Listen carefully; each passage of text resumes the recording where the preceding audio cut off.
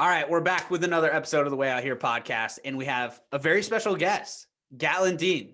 He just released a new album, EP technically, if that's the right term for it, on the Way Out Here podcast. We're not like super experts at really anything, so we're going to call it an album. So that's what it is. But Gatlin, we're happy to have you on the podcast. How are you been doing, and are you keeping busy as I guess the album launched? I'm doing pretty good as far as like keeping busy. I'm writing a lot more, so be ready for the next one. But album's doing good. It's already doing better than the first single. So that's amazing. Pretty so excited. after your first one drops, or I guess this one would be the second one. After the second one drops, like how quickly do you get to the next album or writing the next album? So I had the next. I don't know. For most people, it's probably different. For me, I had the next album and the next 3 or 4 written already. So I just have to go and record and release them. But it'll probably be like 7 months or so before the next one comes out. That's amazing. I know that in COVID times and during the pandemic, there's a lot of new music coming out because people don't have anything better to do and they're not touring right now. Yeah. Have you seen more music come out from country artists specifically? Specifically, no, but just in general, everyone's been, I don't know, they're hammering their craft right now. Everyone's just releasing music left and right. It's awesome to see. But I think country is just the same as anyone else. Yeah. Let's get down to brass tacks here. Country music has like a lot of problems with like ghostwriting and things like that, where a lot of popular artists either don't write their songs and B, they're not very good at singing and things like that. And I know that you've had a problem in the past with some of these guys, like basically being artists that get a lot of money for their labels and things like that, but you know, they're not good at their craft, as you would say, or not. Do you have a specific problem with like people not writing their own songs, or is that kind of just the secondary issue, I guess? No, it's kind of the secondary issue. You kind of hone into what you're good at, and like just for example, George Strait hasn't written that many of his own songs. He's like 50 of those have been by other people, if not 100 or 200. He's got 1,000, who knows? But no, I don't really have as much of a problem with it anymore. I've kind of gotten away from my whole hating that side of things. So no, I think if you're out there singing and putting out music, then more power to you. It doesn't really bother me like it used to. That's awesome. We did get some questions on our Facebook group. And so Shelly had the first question here. When did you know this is kind of what you wanted to do? I know that personally we've known you for a while, and I've known that you've kind of wanted to do this for a while, but when recently it feels like you've really decided to go after this. But when did you know that this is something that you wanted to do? I've known that I've always wanted to be a writer of some sort for years and years, since I was probably 15 or so. Like when I was younger, I wanted to be an author, but now after getting all the the attention that I've been getting, which isn't much, but it's still a lot for me, that kind of pushed me towards the whole songwriting part of things. So I guess I was like 17 when I really decided that it was something I could go for. And then when I went to Nashville when I was 20, that just cemented it. So. Oh, God bless Nashville. I love Nashville. And we'll talk about a little bit about your future plans in a bit. But second question that we got from our Facebook group here, Mackenzie asked, what if you had a dream concert location, where would it be in the United States, internationally? Where would a dream concert location be for you? Grand Ole Opry, Nashville, Tennessee. That's everyone's, as a country artist, that's where you aim to get. A second one would be Red Rocks Amphitheater. That's a big one for music of all genres. So, but Grand Ole Opry first and foremost. Yeah, you have your bar set high, because I just want to attend a concert at Red Rock. So you wanting to play there is way beyond any dream that I've got. So that's amazing. I think that those are some awesome goals. Talking about like future being a up and coming artist, obviously being in Spokane. Spokane's not known for being a hot spot of country music or just in music in general. What's the future of your music look like, and what does the future hold for you? Well, to put it curt, I'm going to be moving to Nashville later this year. Breaking news. Yeah, breaking news. Newsflash, buddy. No, hopefully within like the next 4 or 5 months, we'll be in Nashville, and I'm going to be focusing more on the songwriting side of things. And hopefully when I get down there, I can what brain fart. I can't think of words right now.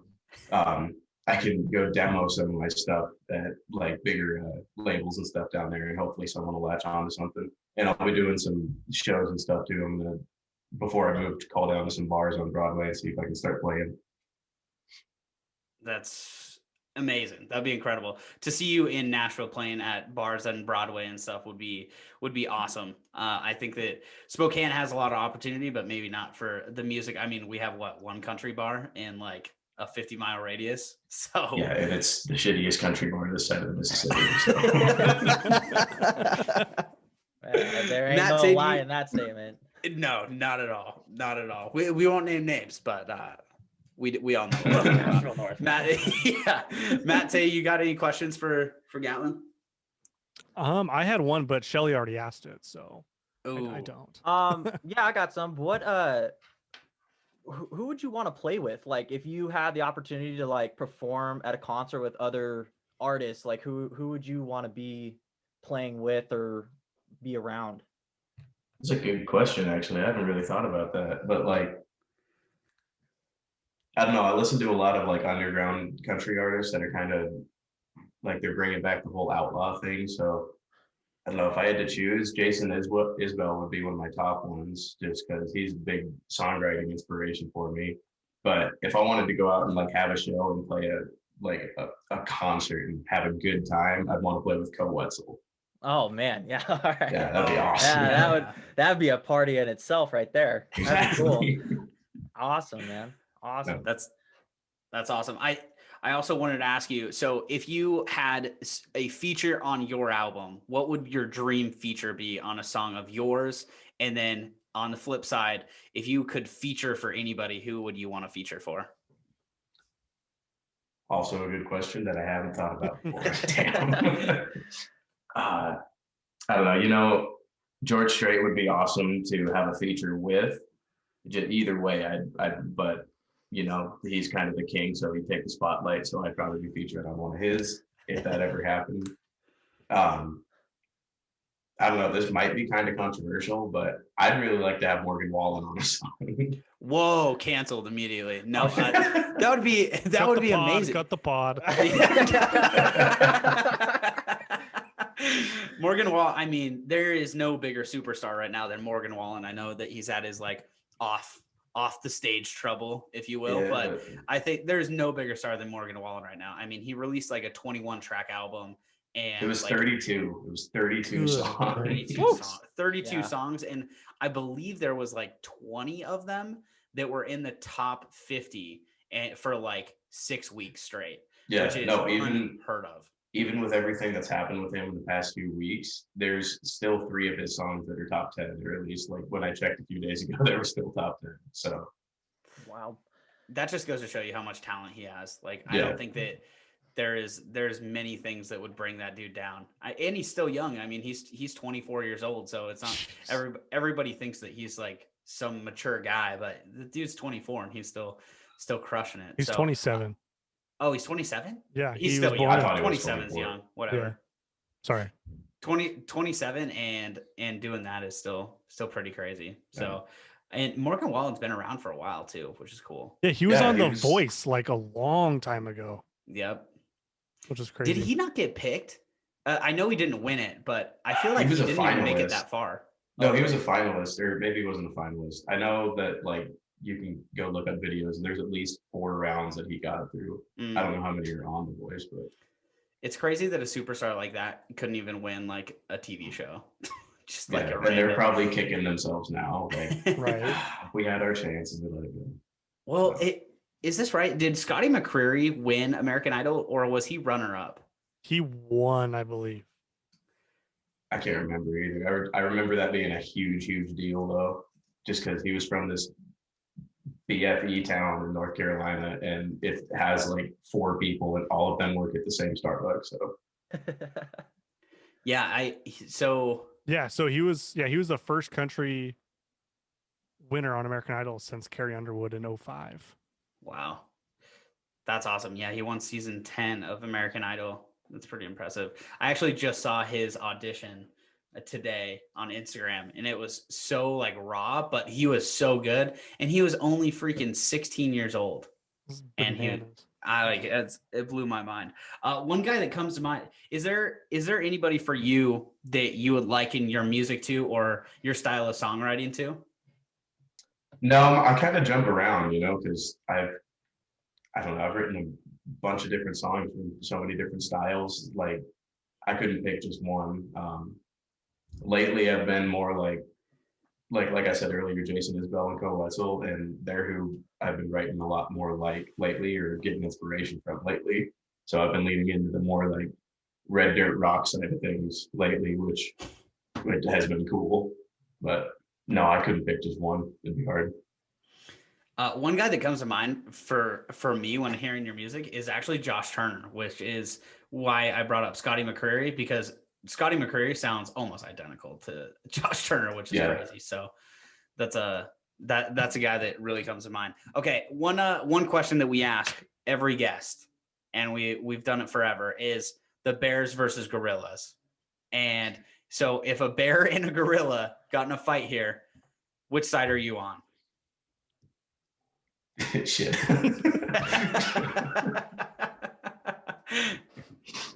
No wrong answers, really. Those are wrong. There is.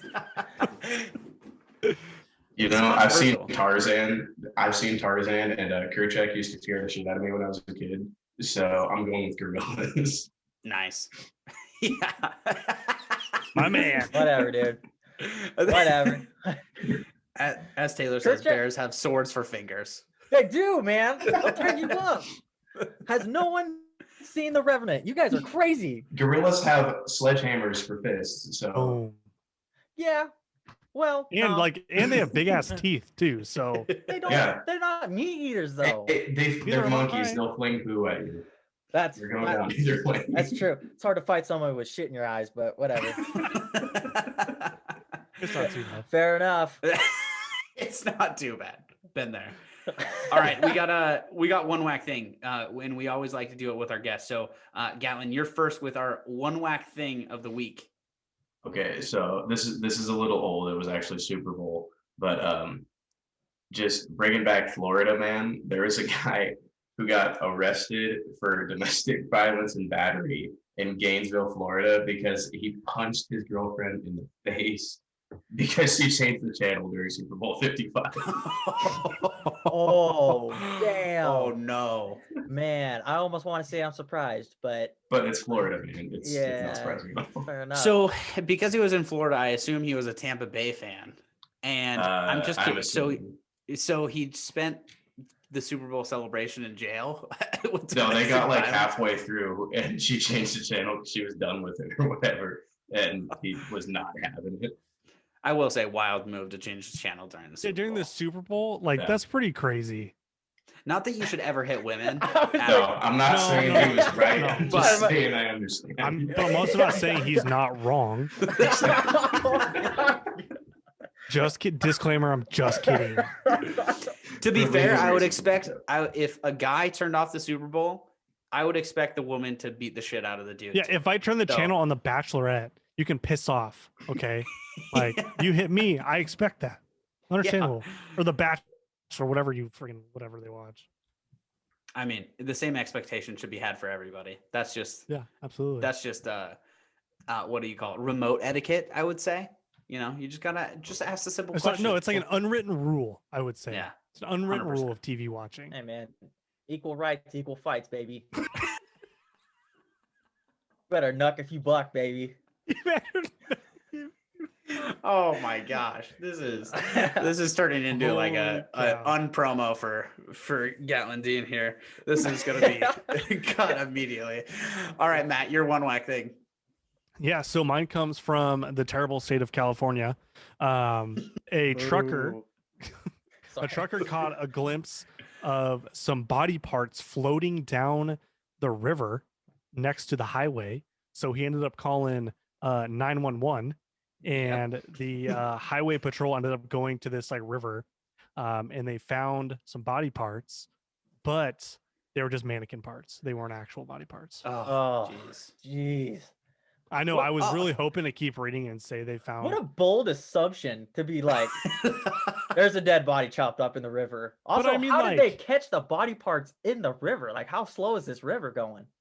I don't know. Why don't you ask? Also, it? what asshole put a mannequin in the river to make people think that there was a body in the river? The same guy that's laughing now that there's a news story about it. Oh, true. Yeah, a- wow, actually. True. That's a Got group, him. that's a group of high school kids if I've ever heard one. Yeah, except they didn't actually find the real body.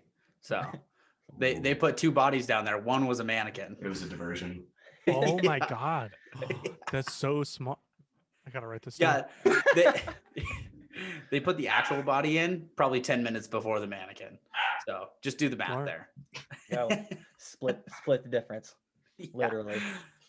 All right, my one whack thing here. So it came out yesterday that Ernest Hemingway's house in the Keys is still taken over by cats. Apparently, that's a very well-known thing that there's like just a cat zoo at his old Nice. house. But it came out yesterday that there's cats with 6 toes, like a bunch of them with 6 toes. If you look up pictures of Ernest Hemingway's cats that have 6 toes, they look like they have duck feet. I mean, they're like super disgusting, like overly gross. I mean, cats are overly gross to begin with. This just adds on top of them. But apparently, cats with 6 toes are supposed to be a sign of good luck. So he was actually gifted these cats. But if you look at them, I promise you, they are not a gift. They are quite the opposite of a gift. Dude, they're called a polydactyl cat. Like a dinosaur. I'm not gonna even try to read this like Wikipedia page on and it describes them. There are words that I can't even spell looking at them. He had like 60 of them roaming around his house before he died. Oh, But that dude was weird. He had literally, because he fell in love with them because he was drinking all the time, so he thought they were pretty. That's a Oh, I lot bet. of cats.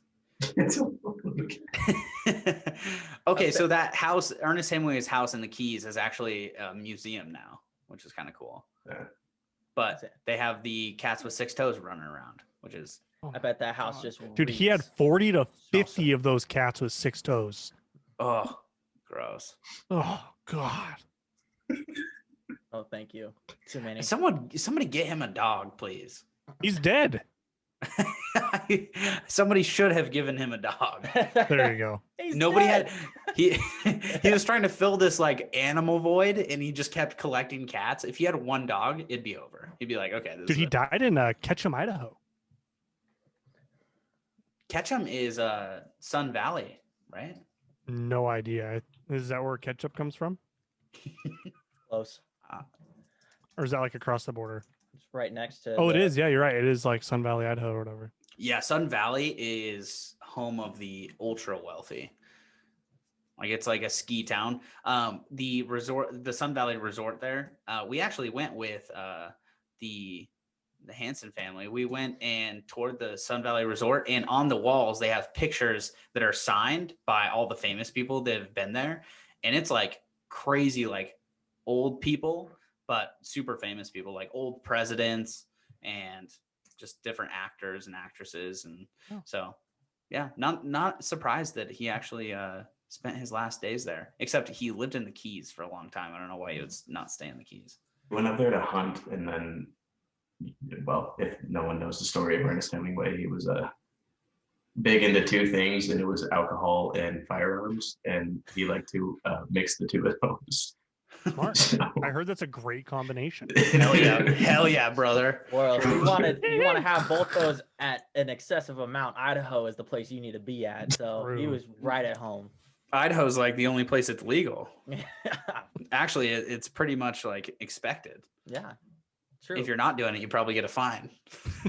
Where's your You gun? take like you take a breathalyzer, and if you blow 0.0, they just ticket you.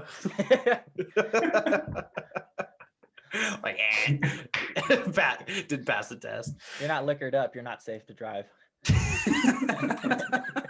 Oh, what a horrible example we are on this podcast today. What's gotten into us on this Thursday? Damn. All right, Tay, your one whack thing. All right, I'll round it out here. So my whack thing comes out of Canada. In Alberta, Canada, 40 people held the world's longest hockey game, which lasted a total of 252 hours.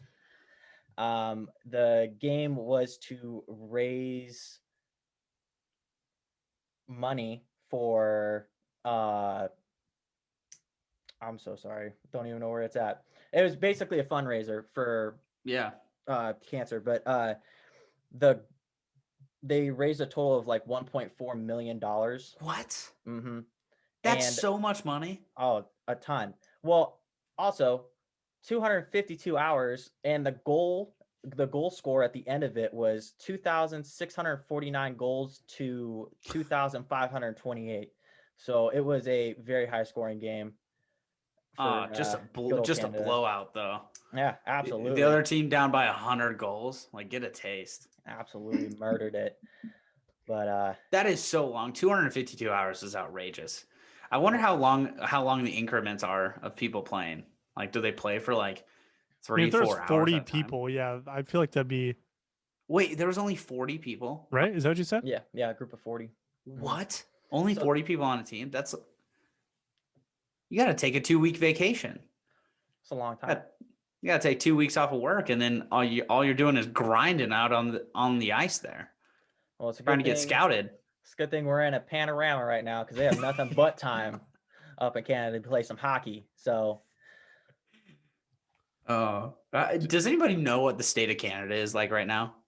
Has anybody heard from Canada in a while? Probably frozen. Absolutely. Polar bears running rampant. It's always frozen.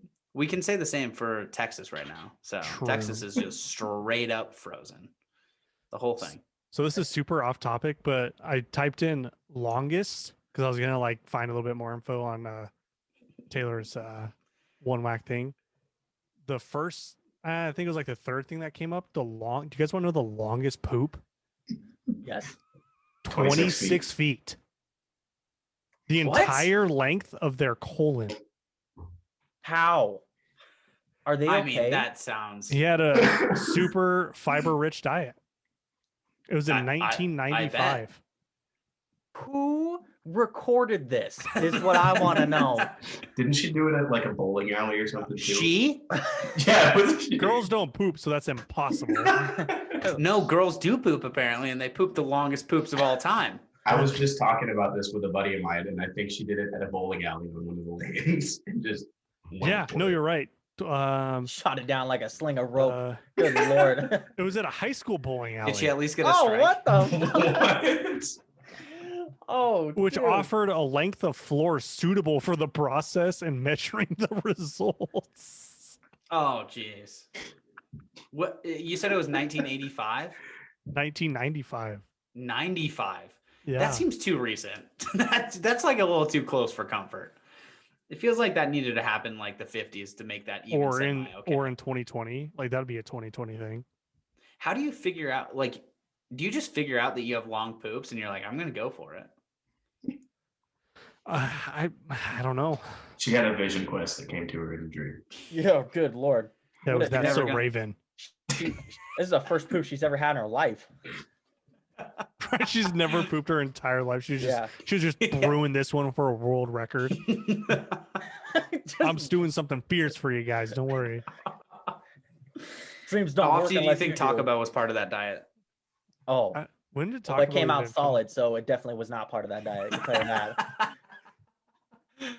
Oh my gosh, that is disturbing. Also, Matt, nice work looking up just longest. Thank you. Incredible. You're lucky that's the best thing that came up.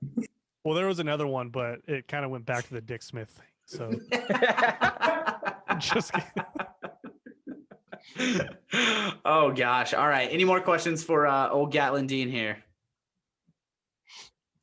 No. All right. Are you gonna be playing shows once everything opens back up? Definitely. Yeah. No, I've joined a few groups on Facebook trying to get some recognition, and there's one for Spokane, and I'm in one for Nashville too. So I'm gonna try and play a few before I leave here, and then as soon as I get down, I'll be in the bars. Right on, man. That's dope. Well, thank you for coming on. Tell us where we can find you, where people can follow you, and everything like that. I am all over social media. Any social media you have, it's just Gatlin Dean Williams or Gatlin Dean Williams Music. So if you search my name, it will come up. Sweet. And a little humble brag. I know you wouldn't say this, but you have like tens of thousands of views on YouTube randomly. Yeah, it was from the Die From a Broken Heart video. The cover that I did just blew up out of the blue. She's up to 30,000 views right now. Yeah, oops. That's awesome, buddy. Oops, we got somebody famous on YouTube, so let's go. We have to be part of Garrett's YouTube. That's what we Gatlin Dean's got to invite us on. Like, I don't know why we're doing this the other way around, but here we are. All we do is talk about poop on our podcast. So all right, Gatlin, thank you so much for coming on. We're dropping this tomorrow, so we'll see you tomorrow. All right, sounds good. Thanks for having me, guys.